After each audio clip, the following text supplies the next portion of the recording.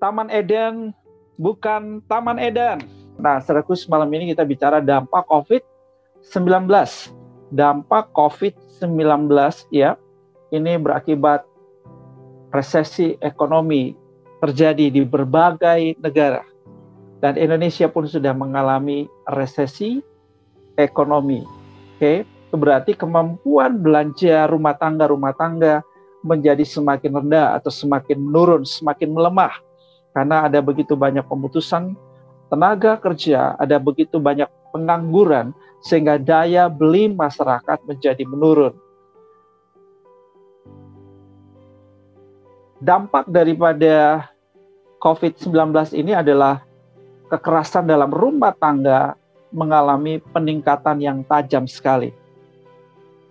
Itulah sebabnya kalau kita bicara mengenai isu family, isu keluarga, salah satu topik penting yang harus dibahas di dalam isu keluarga adalah soal ekonomi.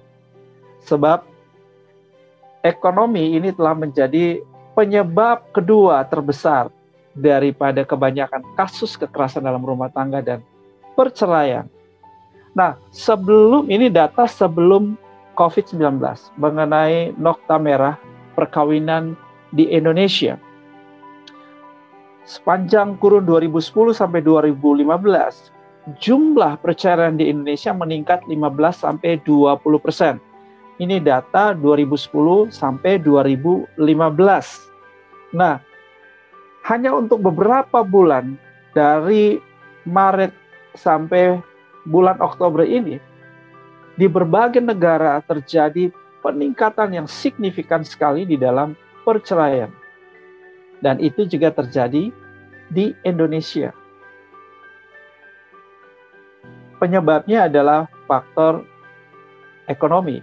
Artinya bahwa karena kepala keluarga atau salah satu dari anggota keluarga ya tidak lagi dapat memenuhi kebutuhan ekonomi rumah tangga, maka itu menjadi sumber pertengkaran, perkelahian, yang terus-menerus konflik yang terjadi di antara suami istri. Nah, malam hari ini kita mau bicara mengenai bagaimana mengatasinya, ya, solusinya. Saya akan membagikan kepada saudara malam hari ini 3 prinsip dasar bagaimana kita tetap mengalami pemeliharaan Tuhan, penyediaan Tuhan, dan perlindungan Tuhan di masa resesi ini. Jadikan rumah tangga kita menjadi Taman Eden.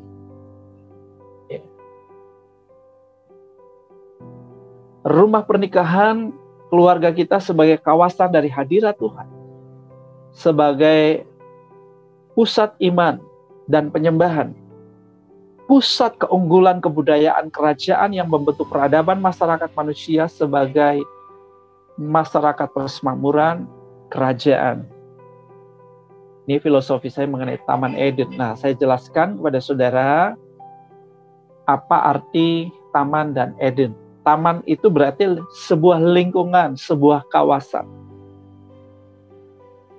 Eden artinya apa?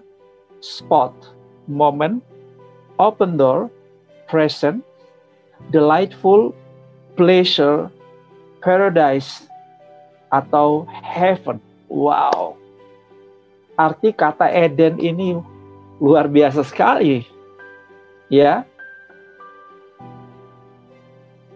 Jadi saya membuat kalimatnya seperti ini. Eden adalah sebuah momen berada di tempat dalam kurung titik fokus dari hadirat Tuhan sebagai pintu surga yang terbuka dan kita mengalami suasana surga di bumi.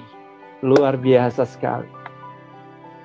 Nah, kalau ini ada di dalam rumah tangga kita, ada di dalam keluarga kita, yaitu Eden, maka kita tidak mengalami yang namanya edan. Nah, kalau teman-teman dari Malaysia mungkin kurang paham arti edan mungkin ya.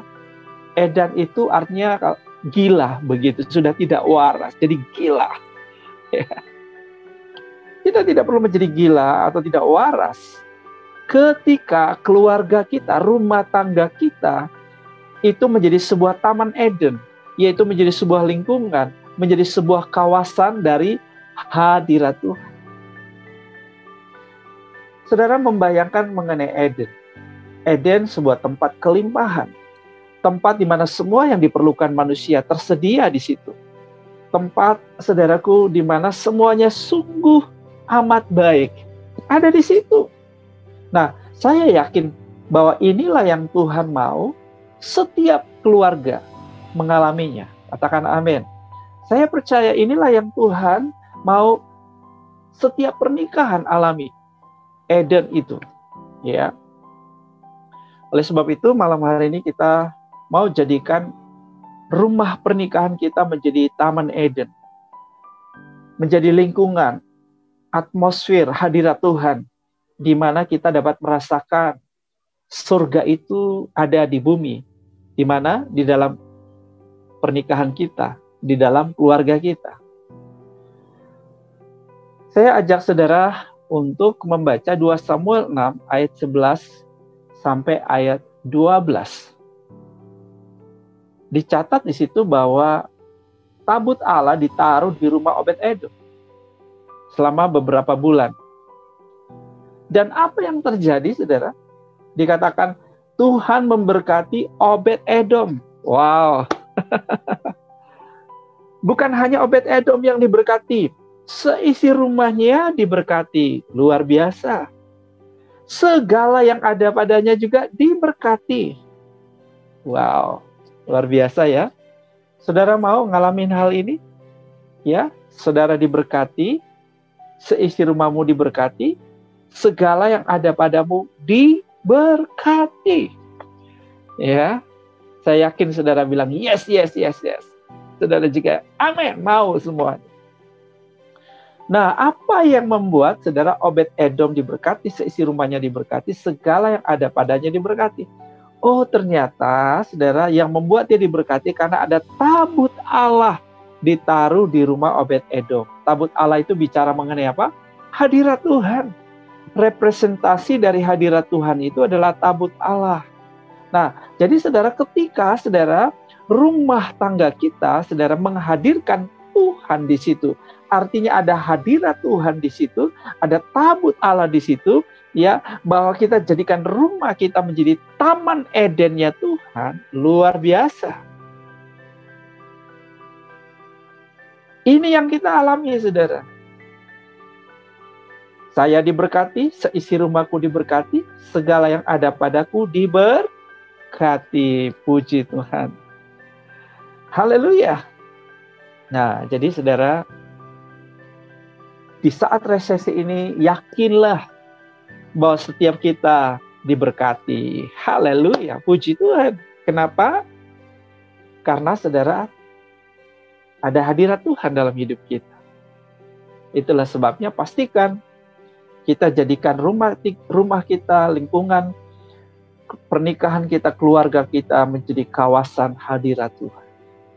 Nah, di dalam buli-buli ini ada 3 saudara benda. Maksud saya di dalam tabut Allah ini ada 3 benda, ya, ada 3 benda, yaitu yang pertama adalah buli-buli emas berisi mana. Yang kedua adalah tongkat Harun yang pernah bertunas. Yang ketiga, loh-loh batu yang bertuliskan perjanjian. Buli-buli emas berisi mana ini melambangkan kasih Tuhan yang selalu hadir, selalu baru setiap pagi. Ya, kasih setia Tuhan selalu baru setiap pagi. Setiap hari Tuhan nggak lalai untuk memberikan mana kepada umat Israel. Inilah kasih Tuhan. Haleluya. Kepedulian Tuhan, perhatian Tuhan. Yang kedua, tongkat Harun yang pernah bertunas bicara mengenai apa? Tongkat bicara mengenai otoritas, kuasa. Haleluya. Dan yang ketiga, saudara, loh batu yang bertuliskan perjanjian berbicara mengenai kebenaran. Nah, ini adalah 3 manifestasi dari hadirat Tuhan. Jadi kalau hadirat Tuhan, saudaraku, datang dalam hidup kita, kita mengundang hadirat-Nya, kita mengalami hadirat-Nya. Maka 3 hal ini pasti kita alami, saudara. Kasih, kuasa, kebenaran. Kita akan mengalami dan merasakan kasih Kristus, kuasanya bekerja dalam diri kita, hati kita diubahkan, kita mengenal kebenaran, dan kebenaran memerdekakan kita.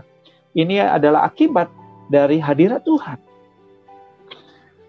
Nah, saudara, saya bicara sekarang implementasinya. Bagaimana rumah pernikahan kita, keluarga kita menjadi kawasan hadirat Tuhan. Ketika rumah pernikahan kita, rumah tangga kita menjadi kawasan hadirat Tuhan, ya, maka ada 3 manifestasi ini.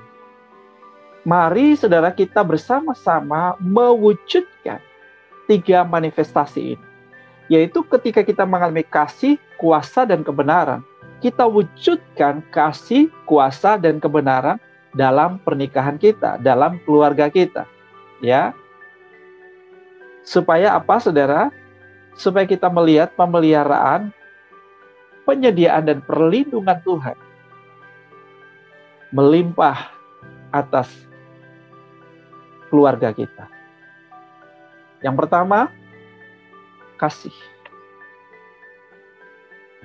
Marilah kita mengasihi, bukan hanya dengan perkataan, Alkitab berkata, tapi dengan sikap.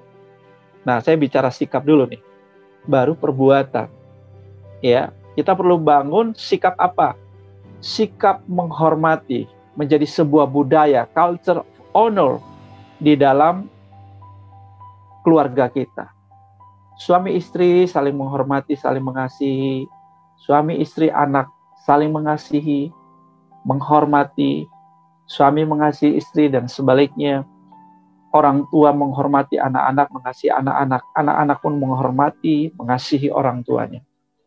Ketika ada kasih di dalam pernikahan kita, ada kasih dalam keluarga kita, terjadi unity. Pernikahan kita, keluarga kita rukun, harmonis. Maka Mazmur 133 bilang, Tuhan memerintahkan berkat kehidupan. Luar biasa.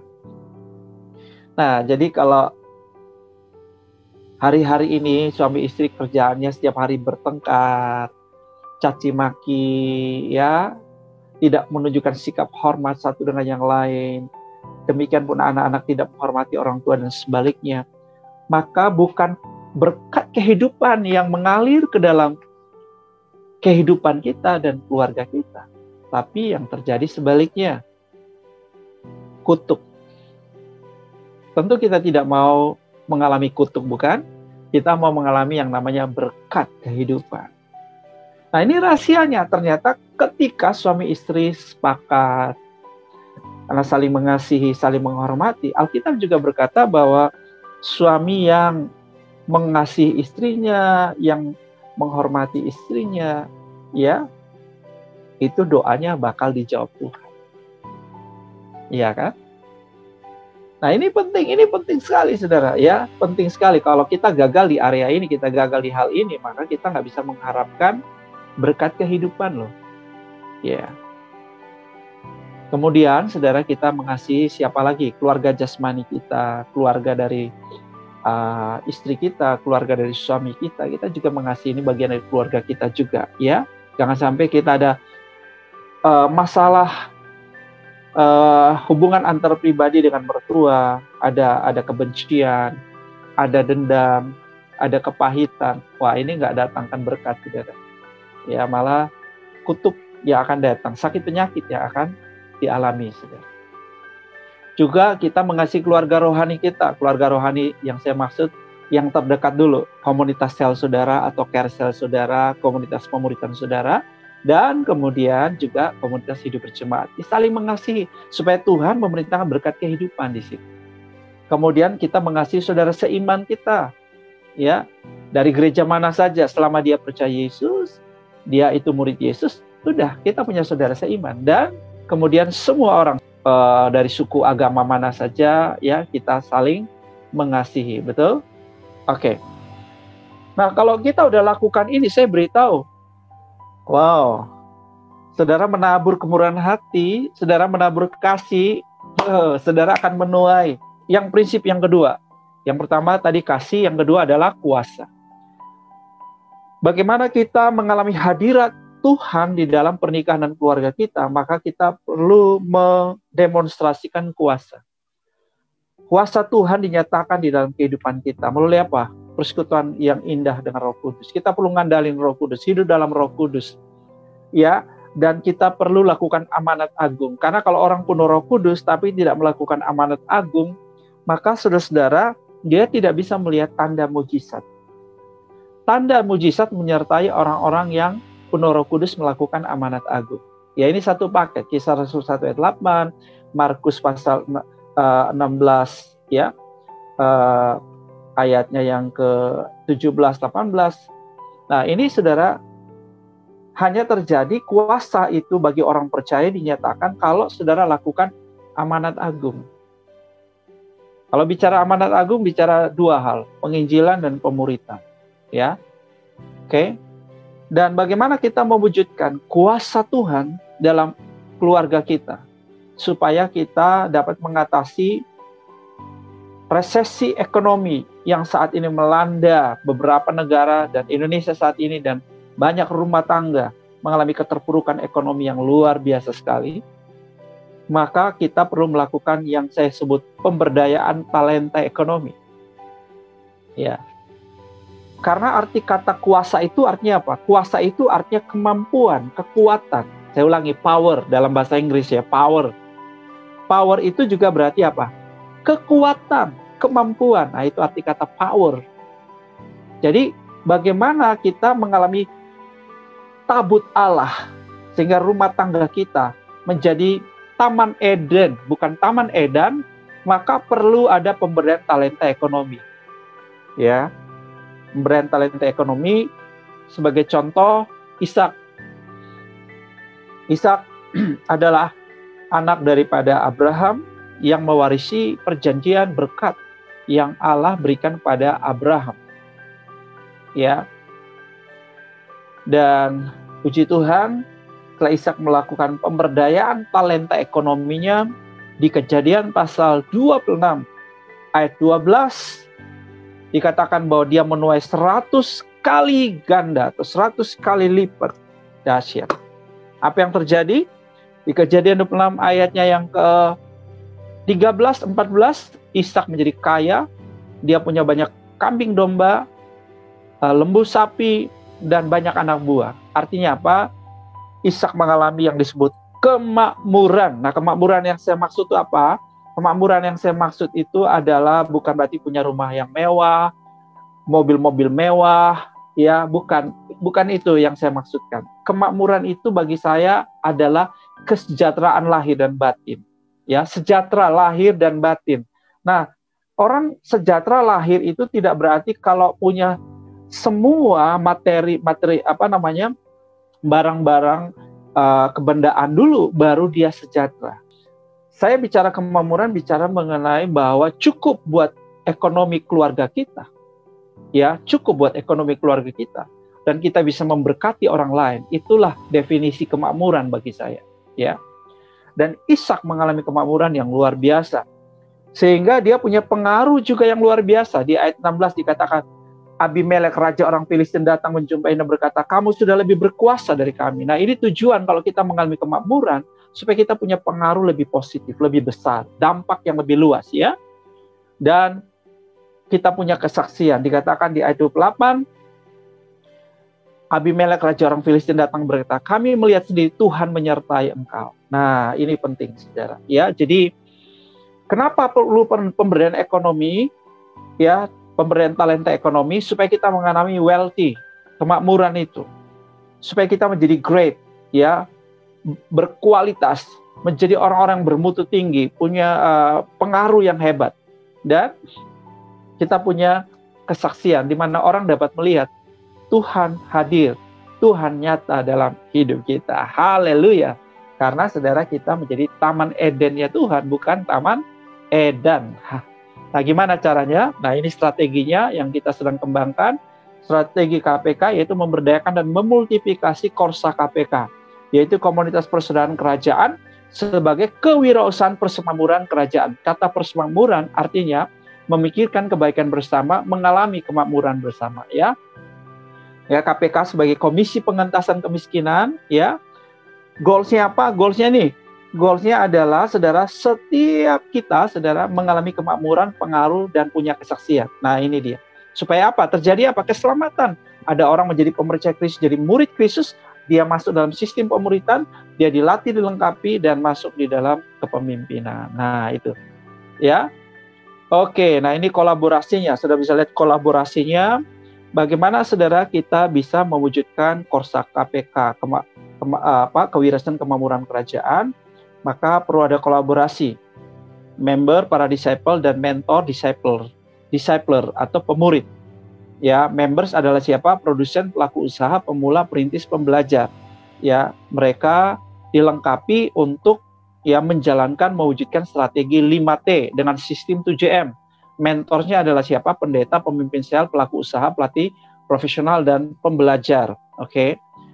Ya, seperti itu untuk mewujudkan strategi 5T dan sistem 7M. Apa itu nanti saudara akan saudara dapat mengikuti program-program kami selanjutnya di Korsa KPK. Nah, inilah program Korsa KPK. Ada Korsa KPK Kersel, ada Korsa KPK Hamba Tuhan, ada Korsa KPK Jemaat.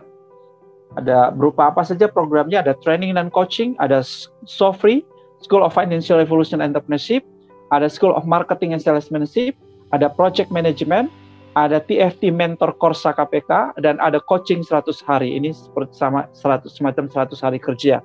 Seseorang yang mulai usahanya bisa mencapai goalnya dalam 100 hari. Lalu gathering bulanan, sesi training, motivasi dan inspirasi, ada komit dan kerselnya, ada wealth managementnya, dan juga ada kooperasinya. Dan yang terakhir, prinsip yang ketiga adalah kebenaran. Kita sudah belajar prinsip pertama kasih, yang kedua kuasa, yang ketiga kebenaran. Ya.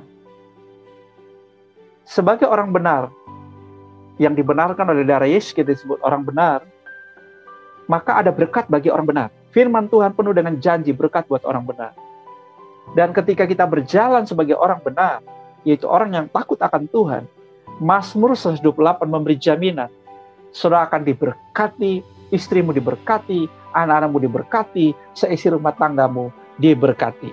Haleluya! Sehingga sekalipun ada resesi ekonomi, kita terus mengalami resepsi ekonomi. Saya ulangi, orang di sekitar kita boleh mengalami resesi ekonomi, tetapi kita mengalami resepsi ekonomi. Puji Tuhan. Ada zoso dalam keluarga kita, pernikahan kita, ada shalom, ada kayil. Anak cucu kita menjadi keturunan diberkati, menjadi pahlawan yang gagah perkasa, cakap dalam pekerjaan. Luar biasa. Keturunan kita terkenal di antara bangsa-bangsa, anak cucu kita di tengah suku bangsa. Sehingga semua orang yang melihat akan mengakui bahwa mereka adalah keturunan yang diberkati Tuhan. Yang percaya katakan, amin, haleluya, puji Tuhan.